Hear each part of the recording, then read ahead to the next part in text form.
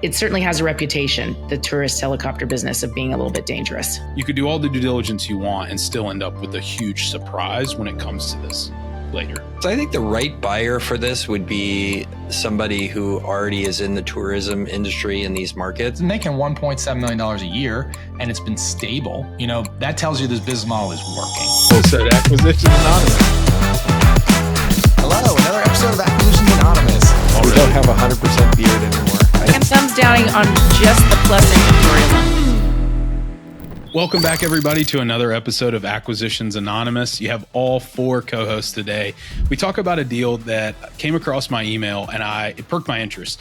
It's a helicopter tourism business somewhere in the Southeast, $8.5 million purchase price, $1.7 million in adjusted EBITDA, we find out. And there's some quirky things about this. They drop a couple hints about potential SBA eligibility for part of it that we talk about with Heather. There is this really interesting nuanced thing about winning a legal victory with their local airport to protect their helipad. We talk about, kind of the spectrum of low-cost helicopter tourism all the way up to areas that Heather and Bill have done, like Las Vegas and Hawaii. Cover a lot of different things. Talk about what type of person would buy this business, the nuances of financing it. Great episode. Hope you enjoy. Stick around after a quick word from our sponsor. Are you ready to take the leap into business ownership, but you don't know where to start? Well, look no further than Acquisition Lab, the premier resource for entrepreneurs seeking to buy their dream business. Founded by Harvard MBA and acquisition expert Walker Dybel, the lab is your fast track to success in the search, diligence, and acquisition process. With hands-on support, world-class resources, and a community of like-minded entrepreneurs, Acquisition Lab gives you the tools and confidence to navigate every step of the journey. And we're proud to call Walker and Chelsea, the lab's director, longtime friends of the podcast. They're passionate about helping entrepreneurs like you take the next big step. So don't wait to make your business ownership dream a reality. Visit acquisitionlab.com today to learn more and schedule your free consultation. And when you do, be sure to tell them the Acquisitions Anonymous podcast sent you. I just looked down and looked back up and we're recording. Thanks, Michael. Oh, great. Look, if you guys are going to start the podcast, I'm clicking record. That's how this goes. If you're going to start the podcast, we're recording. I'm clicking the button. If there was ever any doubt this is live, sometimes we don't even know we're being recorded. That's true. Like, this would be cool. Let's talk about this, this, and this, but make sure we avoid this. And then I look down. It's like, oh, this is on record. Who has the teaser? What do we Yeah, is this Michael, a helicopter or airplane one? Oh, sorry. I thought you guys could see my screen. There we go. Oh, it's big. I like this one. Yeah, who brought this one? Am I reading this one? Yeah, you read it. All right. So this is a Southeast-based tourism aviation business. And the asking price is $8.5 million. So it's kind of a big boy. Revenue is $4.6 million. Income is $1.7 million. And it's selling for a 4.9 multiple. So, Bill, I'm sorry, this is not your opportunity to do the math today. They did it for us. They did it for me. So, Great. asking price 8.5, so a little less than 2 times revenue, and income is 1.7, and the multiple is 4.9. So, for sale is a highly profitable aviation tourism business consisting of 2 entities operating from 2 prime locations in the Southeast. With over 15 years of operating history, the company has built a strong reputation for safety, service, and customer experience, establishing a near monopoly. In a high-traffic tourist destination. A recent legal victory against local government authorities has secured long-term operational rights at the airport and its grandfathered helipad, protecting the business from new competitors and significantly enhancing its strategic value. Holy cow. Okay. If that doesn't scare you, then you haven't looked at enough deals. And now they want to sell immediately. Yeah. They want to sell.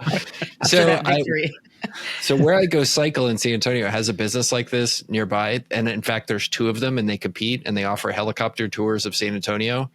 And every day I ride back and the prices keep getting lower and lower. They're like 20-minute helicopter ride, $19. I'm like, I am not going up in a $19 helicopter. You're lowering the price is not increasing demand. Anyway. Sorry, that was my helicopter story. The company operates a fleet of 4 to 5 leased helicopters during peak season, generating over $14,000 per helicopter per day in gross revenue. The business achieves impressive margins thanks to lean operations, fixed cost optimization, and ancillary revenue streams. Staff retention is excellent, and the core management team is seasoned and largely self-sufficient, allowing the owner to operate the business passively. All helicopters are leased under a separate entity, allowing the buyer to avoid high capex and maintenance risk while benefiting from an efficient cost structure.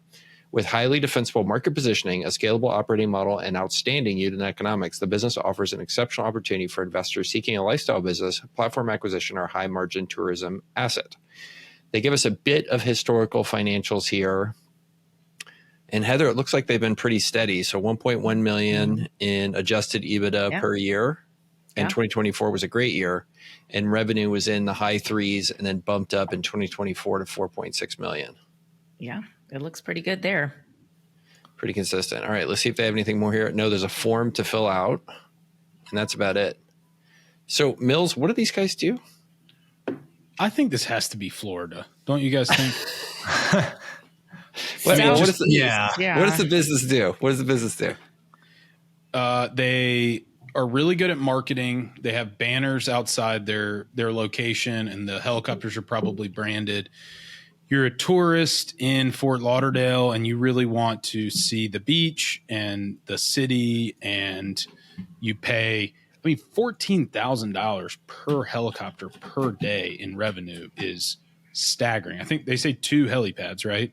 Probably a couple trips per day though, right? No, definitely. I mean, these are probably an hour-long tour, but if you're operating, 2 helicopters, $7,000 per helicopter per day, it's an hour-long tour. You're still talking probably $850 or something. I mean, this seems like, if it's an hour-long trip, this is kind of interesting. I don't know if I'm missing something on the math, but you're a tourist, you want to see the sights, and the elephant in the room with this is there has been a recent helicopter crash in Manhattan that was a high-profile person with their family. I don't know if it was a helicopter tour or if they were using it as just a means of transfer. Okay. So I don't know. This scares me for a lot of different reasons, but yeah, it's a tourism play. So it makes me think it's in a big enough city in the Southeast, probably a beach town. I mean, I don't think like this works in Atlanta or Charlotte. Definitely not in Columbia. Yeah, I don't think so. Have any of you all been on a tourist helicopter before? I have. Yeah. I have too. Where did you go, Heather? Hawaii, which is, it's worth it there. But I have seen them in Las Vegas and more city areas. And I don't know that I'd really be that interested in just flying over the beaches of Florida, without mountains or whatever, or waterfalls to look at. So I guess these are everywhere.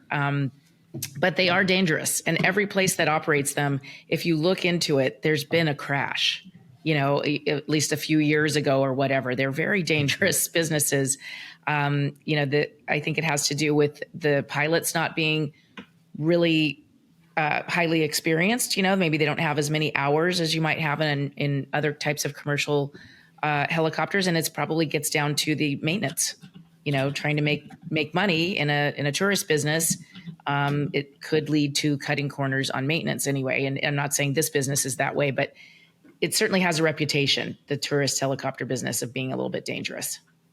So I did it in Vegas, Heather, and it was very cool. We flew out to the Hoover Dam and through the Grand Canyon, and then we flew down the Strip. It was neat. And Mills, to your point, I think we paid like $800 a person or something. San Antonio, the 1999 special is the outlier, Michael. Oh my God. Which kind of makes sense, right? All that fuel plus the maintenance on the helicopter and everything. But it was very cool. I was actually talking to the pilot while we did it, and she was ex-military, and she said she made great money doing it, and that, it was a great gig for her. She loved flying helicopters, but she didn't love being shot at, obviously. And it was great. And she was making good money. But as I understand it, finding the pilots is the hardest part of this business, is making sure you can staff it with people who are qualified and excellent. And to your point, Heather, if you compromise on that, you get really stuck. You're like, well, I got a whole bunch of bookings, I got a whole bunch of fixed costs, and I need to book revenue. And you might be tempted to compromise on the experience of your pilots, which doesn't bite you until it does. Right. And I think, like Bill and Heather, when y'all did it, it's not just a silent tour, right? You kind of have to have a person who is not only a skilled pilot, but also has some salesmanship and the ability to present and say, hey, the history of, this thing that we're flying over, like they can't just be a jerk. So you're getting like a narrower subset of people who are potential, quality hires. And I will add one thing there. They want a tip, so the pilot is getting a tip at the end. And so they want to make sure you are amazed by what you've seen, which can lead also to risky things like going too close to the waterfall or what, it could, to make sure that you're having a great time and you're seeing something really cool. They are motivated to get a really good tip at the end of the flight. So I have a friend that went on the $20 helicopter ride here in San Antonio down at the janky airport. He's not my smartest friend. Anyway, went on the thing, and he said they got on it, and once they got off the ground, the pilot turned around and started trying to upsell them on a bunch of stuff. Like, oh, would you like a bottle of champagne? Would you like a photo? Would you like all this stuff? Like they're in the air, and the pilot's like trying to shill them on these upsells. He's like, yeah, we ended up spending $250. I'm like, yeah, like you feel a lot of pressure. Like you feel like if you're not going to pay, you might not make it back. So they break out the menu, safe landing. Would you like a safe landing? That'll be an extra $100. Yeah. So, I mean, this business is regulated, right? I just can't, and they talk about this a little bit. I can't just decide, you know what, I'm gonna buy a helicopter, or lease a helicopter like they do. I'm gonna find a pilot and just start this overnight. It's just like other rides and attractions. They get inspected. The state authority regulates them. What do you think about this recent legal victory over local government? It sounds like it's not related to their ability. Like, hey, we think we're qualified to fly, and you say we aren't, but we just proved we are. It seems like it's related to the airport and a helipad that they did. I think it's access to the helipad. Uh-huh. Like use of the helipad. It could also be noise abatement. Like in Kauai, I know they've had legal fights about the helicopters just being too loud around certain neighborhoods and areas. And so I think it could be both. It could be, access, like they want to use the helipad for something else at the airport, or it also could be the neighborhoods around, where they fly, feeling like it's a nuisance. They are loud.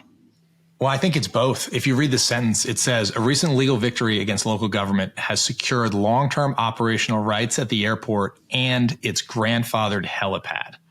And I think that means that this helipad is probably too close and it's too loud, right? Mm-hmm. And now there's a noise ordinance, or you couldn't build another helipad like this in their area. And I think they have probably recently sued and won long-term access to this helipad. And then the sentence finishes protecting the business from new competitors, which means that I imagine this helipad is fully booked, right? So if you want to compete with them, you can't, right? Like they're the only ones that can fly from this helipad, and it's probably in a place where you really want the helipad to be, and people don't like the noise, but it's grandfathered. So obviously you want to look into it, but this actually could be a really nice moat. Yeah. It makes me want to buy the helipad and get rid of all the helicopters. like I'm just going to be in the helipad rental business, and I have the only helipad for 30 miles. That's a good. I don't know, Mills, was that where you were going? No, I was just thinking, it's never a positive connotation when somebody says a recent legal victory. Okay, so it could still be appealed. It could be upturned. There could be ongoing litigation. You could have backlash from this. I mean, they're spinning it as a positive thing. I would have a lot more questions. And this is one of those things that you could read, the legal complaint. If there was a lawsuit, you could, debrief it some with the attorney. You could do all the due diligence you want and still end up with a huge surprise when it comes to this later. Yeah, I mean, obviously you're diligencing this legally, right? You're hiring a lawyer and you're digging into this. But I'm not like panicked by this. Like, I'm going to diligence this. And if this holds up and is not going to get overturned and seems like a solid win, this is a great moat. Mm-hmm. Are there any specific geographies that you guys would say, okay, I liked it if it was in these cities, but I don't like it in this city? Or is the revenue proof enough that like the geography works? I mean, I think I'd care a little bit about like growth in the geography, but yeah, the revenue to some degree and profit. I mean, it's making $1.7 million a year and it's been stable. You know, that tells you this business model is working. Now, if this is some city that, I don't know, I think I'm very sour on the prospects of over the next 20 years. I don't love that, but probably it's fine. Yeah, because my mind goes to what are they spending $3 million a year on? Helicopter leases, pilots, marketing, customer Helipad acquisition? access, landing fees for sure. Fuel. Hey everybody, if you've listened to the show, you've probably heard us talk about franchises. While franchises can be a great path to business ownership for the right person, like there's a lot of pitfalls, and it's important to be really careful as there are certainly good franchises to be in and bad franchises that you don't want to be in. Connor Gross is a friend of the pod and a resident expert on franchises. And Connor not only owns and operates his portfolio of multiple franchises, but he's also a franchise consultant and helps others work through, well, picking the right franchise for them. So as he's sponsoring today's episode, everyone should totally click in the show notes below to join Connor's newsletter and attend one of his Gateway to Franchise Ownership workshops. If you're ready to move and move quickly, schedule a call with Connor and his team today. I mean, I believe that there's real cost in this. The absolutely. Maintenance, the fuel, the helipad access, the labor, all that stuff. Insurance, as we mentioned earlier, is not going to be a small expense. And to be honest, I'm kind of impressed by the margins anyway. Mm-hmm. Yeah, I thought so too. I thought that actually the expenses were kind of low in my mind. I'm not sure about they've got another entity and they're saying there's no CapEx, but I mean, if you're owning the business and you're ultimately owning the aircraft in another entity, you still have CapEx. It's just, maybe they've optimized it for taxes, but you do have to replace things. You do have to do a lot of maintenance. So I'm sure that's part of it. That's part of the expense as well. It's built into the lease here, I guess. Yeah. Mm-hmm. If you just look at this, this net income, this net margin profile, it's 37.3%. If you take that down to the $14,000 per helicopter per day in gross revenue, each helicopter's making like $5,200 a day net. That just seems staggering when you think about it on that level. I wonder, how sustainable it is, especially if there's some kind of quirky thing with the leasing structure, and maybe we're not seeing all the way through to the true net dollars, net of kind of, ownership cost. This might just be net of leasing cost or something like that. Mm-hmm. But you would definitely want to understand. And this is pretty common, I will say, for asset intensive businesses like this, fleet based businesses, where there is a separate company that, is a leasing company for tax advantage reasons. But the expense is still there. It's just absolutely. It's just optimized. Not in this one entity's, income statement and balance sheet. Right. It's in a sister companies. So one thing there worth could be noting, deferred. Oh, go ahead. Oh, just one thing worth noting. They list income at 1.7 million, and then down below, they say that's adjusted EBITDA. So it's a 4.9 multiple of adjusted EBITDA, not actual net income. So anyway, over to you, Heather.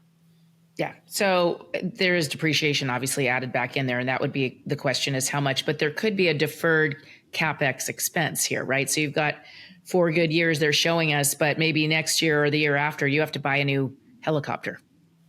You have to replace one. So you have to look at the fleet and how old it is and, how many miles. And there comes a point where I imagine they have to replace these. Yeah. And you would want to start amortizing that to say, okay, if a helicopter costs, let's just say it's $1 million and they last 5 years, then you need to factor $200,000 a year in, maintenance CapEx, whether it's a year that you're actually purchasing one or not. Right. And speaking of, not to bring up the story of the helicopter crash in New York, but I believe it, it appeared to be a mechanical failure mid-flight. It appeared to be some kind of maintenance or, some kind of mechanical failure. I'm sure that the final report is going to, take a long time, but it looked like it. I was shocked to look up that the death rate, fatal accident rate for helicopters is actually less than for private planes. Yeah, it's 0.7 versus 1.1. It's actually like 40% lower. Is that per flight or how do they? They do it per flight hour. So they'll do like per 100,000 flight hours. So, and then you're 17 times more dangerous to ride in a helicopter than you are to drive in a car, which is actually lower than I thought it would be as well. like surprisingly safe. Oh, Who should buy that's this nice. business? Bill? That's good. Why should I buy this Was it on my business? I don't know anything about helicopter. I rode in a helicopter once in Vegas. You didn't know anything about pet creams, and you killed it with that. So why not here? That's fair. This would be my next thing. I mean, I like the words near monopoly. I like the words, regulatory moat. At my helipad, these are all good things. Stable demand. I mean, well, maybe stable. I mean, if you have a recession, like people probably not flying in helicopters on their trips. They're probably walking down the beach instead. So maybe that's another thing to think about also is how recession proof or not is this. How did this business do in COVID? Oh, 0, I'm sure. Yeah. Yeah. Actually, they claim to be doing really well. Well, you don't see 2020. This goes back as far as 21, 2021. But it's amazing actually that they were back as quickly as 2021. Yeah. Of course. It's Florida. It's definitely Florida. Nothing was shut down. So Yeah. Mills, I think the right buyer for this would be somebody who already is in the tourism industry in these markets, who's printing money via something else, right? You maybe have like a scuba business, or you have a bit, and you're probably not printing money on scuba business, but you see what I'm saying? Like maybe you have one of a strip mall or something like that that's nearby, and you could get some strategic advantage by sharing customers between those. Like that's where my head goes. Like I would want to see somebody already in the tourism business in Florida.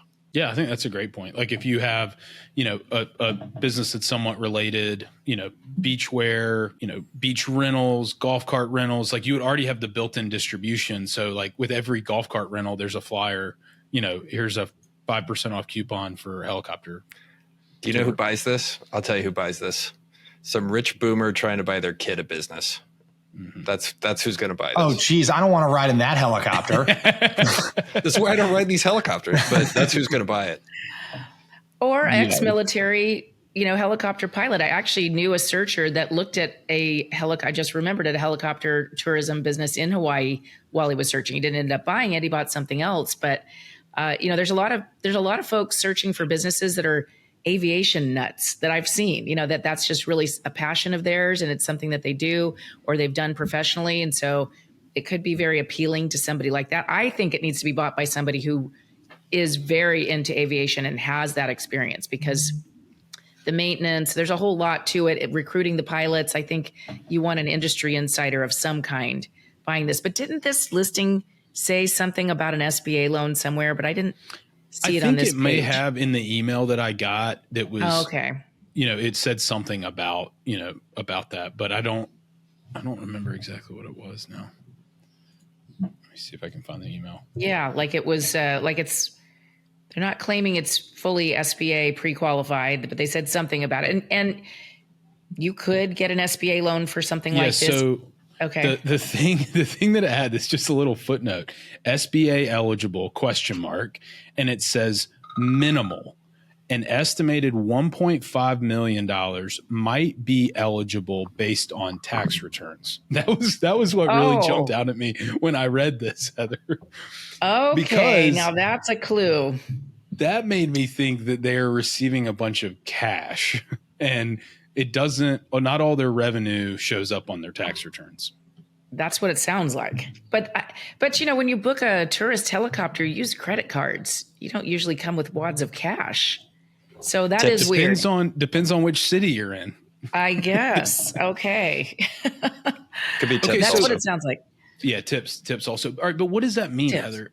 An estimated 1.5 million might be eligible. Are they saying $1.5 million of the $8.5 million purchase price might be eligible? I'm just wondering, like, when I think about SBA eligibility, I think about prohibited businesses. Like, you can't be in the lending business. You can't be in vice businesses. You can't be in payday loans, like things like that. Mm-hmm. Are there, what does that mean? That might be I think they use the wrong word, eligible, because you're Okay. right. That when we say eligible, that is usually what we mean. Does it lie inside or outside the rule book? And this kind of business is inside the rule book. It's eligible as far as I can see.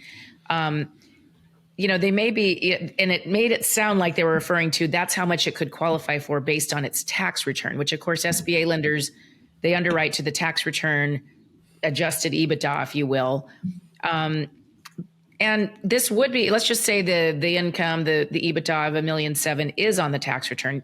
You could certainly get an SBA loan for this. The purchase price of 8.5 puts you a bit over the $5 million maximum that SBA allows, but you could still do an SBA loan. I think the problem you would have trying to do this as an SBA loan is not very many lenders want to take aircraft as collateral. And it's totally a different process. You kind of need some special expertise and even valuing the aircraft and making sure that they're safe and all of that. Not too many SBA lenders. This is not something they would do regularly. So that a lot of them might just shy away from that whole process. But otherwise, I think it's eligible. So I'm curious what that really is supposed to mean. Well, you could probably do an SBA plus a combination of like aircraft leasing, lease back. There's a bunch of aircraft lessors out there. Just they don't charge 7% interest; they charge 12. I would suspect. Heather, yeah, maybe that's it. You smiled. Did I say something stupid again? No, you didn't. They do charge more. I get a lot of questions about alternative financing to the SBA program, and people are surprised that they all cost more, a lot more. Cool. Well, we are coming up on the witching hour. Do you guys want to rate this? Heather, where do you stand? If the buyer is into aviation and has that background, I think I'd want to see more. It's an interesting business. It could be a great one for the right person. Yeah, I like it. I like it if you do have a monopoly on this helipad thing. That's a good business. Otherwise, I worry about somebody else buying a helicopter and charging $19 like the two guys down here in San Antonio are doing. If I have a monopoly on this airport, I like it. But it's all to Mills's point. How durable is that monopoly? Mills, what do you think? Yeah, Michael, just one thing based on what you're saying. It makes me think of like if you had a spur line from a railroad, or like if you had a special, dock at a port, or a special piece of equipment to load and unload at a port, like there's some kind of residual value there, whether or not it's being fully realized and whether or not this can continue. I'm curious about where this is. Like that is enough reason that I would sign the NDA just to go, is this like in Tallahassee? Is it in Miami? Is it like in rural Georgia? Like, I just want to know where, like, what's the story behind the location, Plot twist. It's in Alabama. Sorry, Alabama. I'll make fun of Mississippi next time. All right. On that note, thanks everybody for being here. I hope you enjoyed this episode. This is a really good find, Mills. Kudos to you. Thank you. Co-host of the day. You win the award. All right. If you enjoyed this, tell your friends. And if you buy this helicopter deal, tell us about it because it's fascinating. We will come do a live episode on the helipad. Come pick us up in your helicopter. Let's go. All right. Catch y'all later.